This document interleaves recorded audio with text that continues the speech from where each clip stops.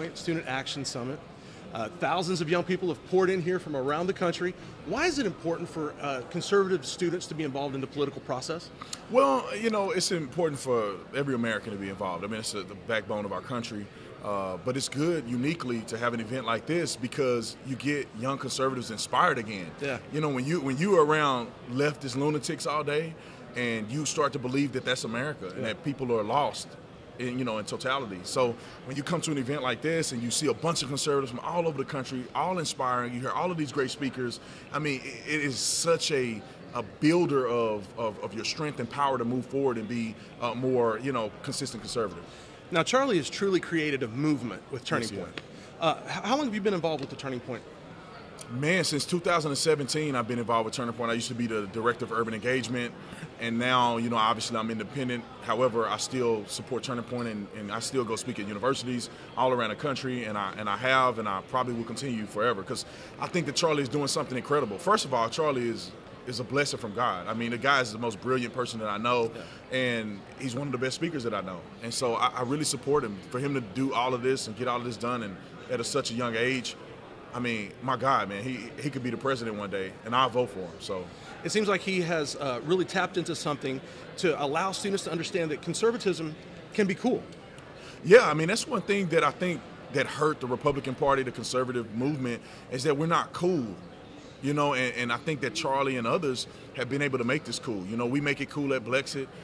Turning Point makes it cool. There's other organizations as well that try to make an effort to make it cool to be a conservative and that you can have fun and you can jam out. You can have great events. You don't have to be a stale old man with gray hair just to, no offense, but just to, have a good time and be a conservative. Like, it's just not the way it is. Anybody can be a conservative. You're a former police officer. And this past year, we've seen this huge defund the police movement. Let's speak to that. What are your thoughts on that? Well, I think it's the dumbest concept ever known to man. However, just like a lot of things that are left-leaning, it's deceptive. Yeah. It doesn't mean what they say it means, right? Planned Parenthood is not Planned Parenthood. Black Lives Matter don't have nothing to do with Black lives, generally speaking. And so that's the same thing about defunding the police. It has nothing to do with necessarily defunding the police, but I think they want to federalize police, and that's been my perspective. The reason why is because anybody with a connected brainstem understands that you need policing. Yeah. I mean, just the rhetoric alone. A lot of these cities and states have not even started to defund. It's just rhetoric around defunding.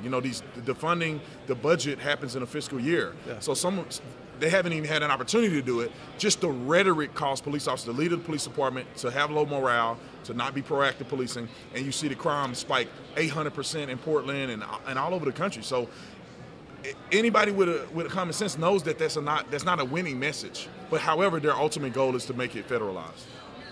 The rhetoric alone is dangerous. It's incredibly dangerous. It's demonic. It's hurtful. It's destroying the very communities that they say they're here to protect. Mm-hmm. Policing, they don't come to nice areas. Right. I live in a nice area. I never see them. And I'm glad I never see them because that means there's not a lot of crime going on. I have my own personal home protection. Sure. So I can take care of business on my own. However, when you look at these inner cities, these poor areas, when I was a cop, we lived in these areas. Yeah. All we patrolled is these areas. When you remove the police officers from those areas, who's going to protect people from getting burglarized, raped, murdered? I mean, drunk drivers. Who's going to do that? Yeah. Internet crimes. Nobody's going to be there to protect the people that need it the most, that cannot afford to have protection on their own. And the very same people that want to defund the police are the very same people that claim that they support those individuals, and they really don't. The left has really worked hard to try to paint police as villains. Right. And now we're seeing in police departments all across the country, some of our officers are saying, you know what, I'm out. I'm not going to deal with this anymore. What would you do? What would you say to those police officers that are really facing this pressure to be something that they're not, and how can they turn things around in their cities? Well, it starts with one principle. Do you believe it's a calling on your life, or do you believe it's just a job? If it's just a job, it's just a career to make money and get a pension, you can do way better somewhere else with less stress. I mean, trust me, not being a police officer is a lot less stressful. However, if it's a calling on your life, you got to stick with the calling, and knowing that there will be adversity, and knowing that God will protect you. You just got to hang in there. because you're doing it for a bigger purpose. And if you're that person, I want to encourage the officers to stay in it, fight through it. It's going to get better. It has no choice but to get better. Sure. They're going to either the cities are going to burn or it's going to get better. Now, you're a former athlete. Your family involved in the NFL. Yeah. We've seen now this woke culture invading professional sports. Where's this all going to end? Bad ratings, a loss of revenue, the immersion of other sports that are pro-conservative, pro-patriotic sports like the UFC, stuff like that. But I think it's a bad scenario when you have them creeping politics into sports. Even though I do political stuff for a living, I want nothing to do with politics when I watch football. Sure. Or I won't watch football. I will watch another sport. So it's hurtful to the sport to do that because it's just getting so convoluted. People are burnt out. They're tired of hearing about Trump. They're tired. They're tired of hearing the negative stuff. Yeah. And so, they need to really change up a little bit and start focusing on the sport and focusing on the great things that sports have to offer, entertainment value, and also inspiring young athletes to focus on getting away from a previous life of whatever they've been experiencing, sure, to live and build teamwork and camaraderie and all of those great things that sport have to offer. So we speak primarily to a conservative Christian audience, and we got a lot of people at home that ask us, how can I get involved? I've been sitting on the sidelines. I see the country needs help. What can I do to be involved? What would you say to them? Well, first of all, you need to have a relationship with Christ. That should be your strongest relationship that you have outside of your marriage, outside of political relationships, none of that. You should have a strong relationship with God. And if you have a strong relationship with God, then all of these other things will transpire in a way that it should. Yeah. And God will let you know what you should do. A lot of times you can have an indication of what your calling is and what you should be involved in based on the desires of your heart, as long as they're aligning with Christ. So if you desire to write, like we hire writers on our website called the Tatum Report. We hire writers that they don't have to be some excellent, writer that's so proficient that you went to college for. You just have to have the desire and you have to know how to check your work. You know what I'm saying? And then we'll edit on the back end. So maybe you're a writer. Maybe you want to be a radio show personality. Maybe you want to do YouTube.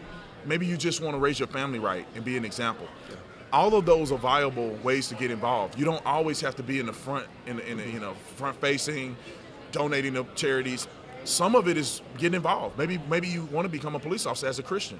And that's what I did. And I was able to speak life to people every single day. I spoke life over people.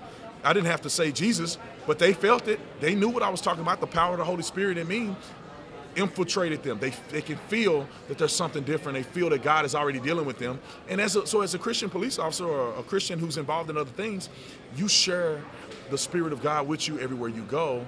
And so I think that people have to understand involvement comes in different facets, and your relationship with God is the best way to start. Therefore, you can be proficient when you do get involved. Brandon, do me a favor. I want you to look at that camera right there and tell our viewers how they can connect with you. Well, Officer Tatum on every platform. You put in Officer Tatum on Google or whatever, DuckDuckGo, wherever you want to use, and you will get access to everything I do. I have a book that's coming out, Beating Black and Blue, where we talk about Policing Get America, defund the police, agenda, and all of the above. So The Officer Tatum, you can find me on all social media, websites, anything you want from Tatum. Just look The Officer Tatum up. Thank you for joining us on Flashpoint, sir. God bless you. Thank you. Bless you.